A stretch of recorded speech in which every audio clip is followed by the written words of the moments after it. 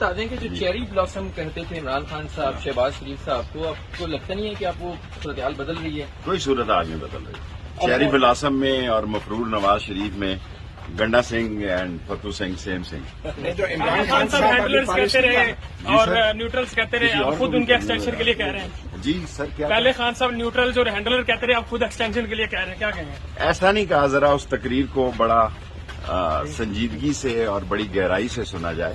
انہوں نے کہا میرٹ پہ فیصلہ ہونا چاہیے، اور جو نئی منتخب ہو، یعنی اس کا مطلب یہ ہے کہ ستمبر اکتوبر میں الیکشن ہو جائیں تاکہ نئی منتخب حکومت فیصلہ کر سکے. کیا آرمی چیف کی ایکسٹینشن ہونی چاہیے؟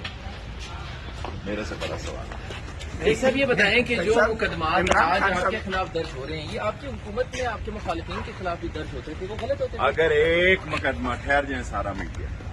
اگر میرے 2 سال کے وزارت داخلہ یا پونے 2 سال میں ایک FIR